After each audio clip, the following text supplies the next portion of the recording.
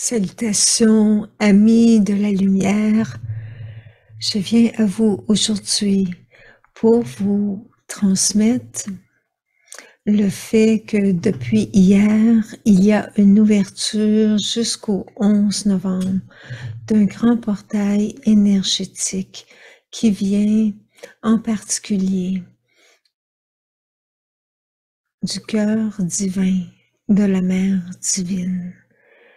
C'est une infusion énergétique qui avait débuté sur la Terre,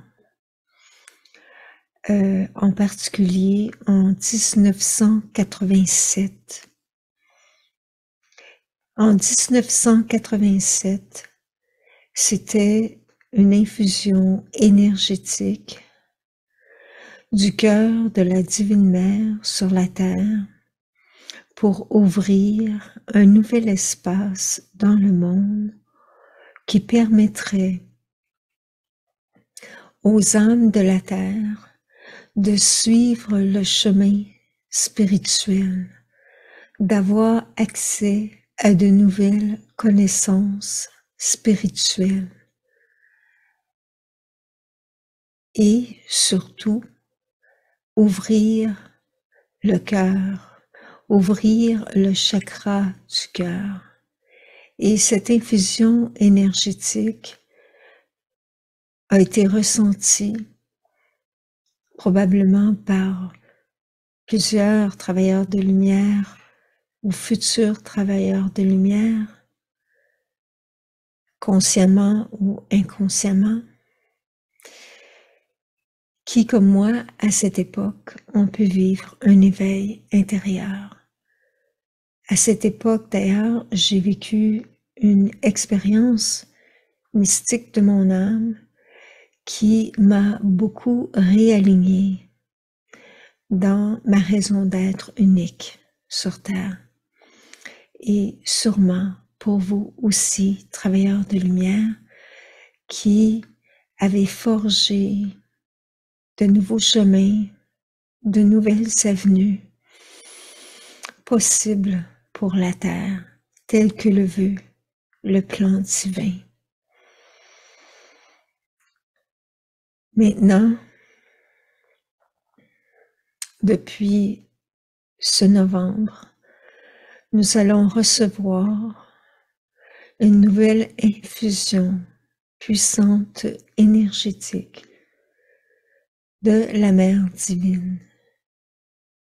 Et cette infusion énergétique sera pour ouvrir la porte de la 5e dimension de notre cœur sacré, pour l'amplification de la lumière sur Terre. En 1987, c'était le début. Et quelles ont été les traces de cette infusion énergétique? Bien, c'était l'accès à de nouveaux savoirs spirituels, l'accès plus facile à des savoirs qui furent longtemps cachés. On a découvert des manuscrits qui étaient enfouis en lien avec la vie de Yeshua. On a mis de l'avant des enseignements qui étaient avant classés ésotériques, qui sont devenus des connaissances de plus en plus reconnues, connues, et qui trouvent maintenant leur écho dans la confirmation plus dite scientifique, telle que le système des chakras, le corps énergétique de l'être humain. Et avec les photos Kirlian, on reconnaît aujourd'hui l'existence du corps énergétique et comment notre capacité de faire un travail sur nous-mêmes au plan psycho-énergétique élève notre conscience à un plan supérieur d'être. Et c'est ce travail qui a été débuté, qui était là probablement avant, c'est sûr, mais qui s'est amplifié en 1987. Et maintenant, il y a eu d'autres portails qui se sont ouverts, qui se sont amplifiés.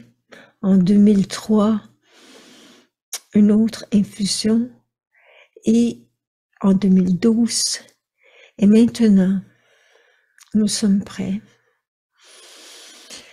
à passer à un autre palier. 1987 était comme le pilier, c'est-à-dire l'assise pour cette montée ascensionnelle de l'humanité. Évidemment, avec cette montée ascensionnelle, il y a aussi la polarisation qui vient, c'est-à-dire une forme de amplification des extrêmes. Alors autant on peut ressentir des ouvertures, de la nouveauté, de la lumière, plus de lumière, de conscience dans le monde, autant il y a des forces adverses avec des esprits plus matérialistes, de la négation de, par exemple, la dimension spirituelle de l'être.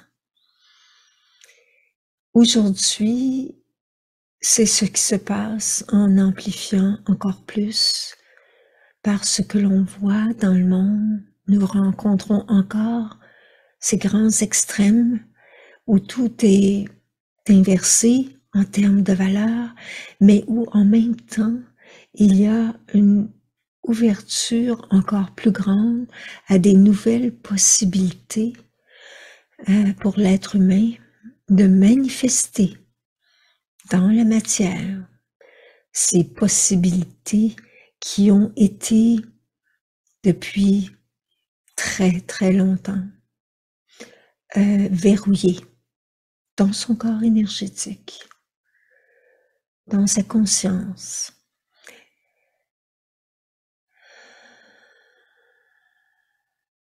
Oui, l'être humain, dans son corps énergétique, a été verrouillé. Qu'est-ce que cela signifie?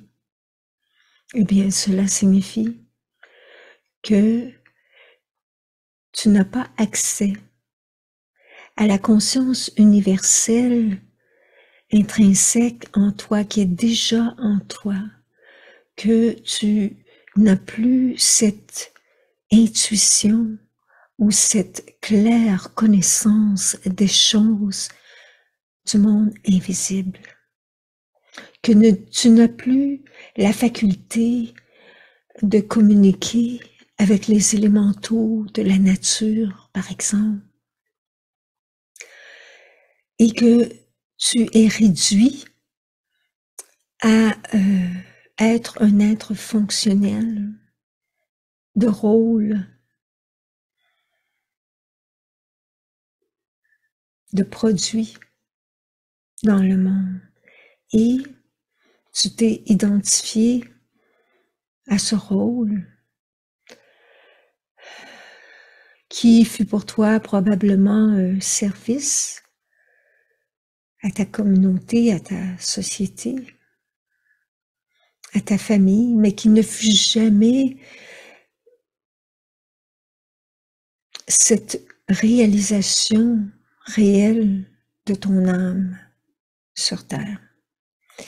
Et maintenant, le voile est levé et l'ouverture énergétique qui a lieu, cette infusion énergétique qui a lieu, est une force puissante pour ouvrir, si tu le veux,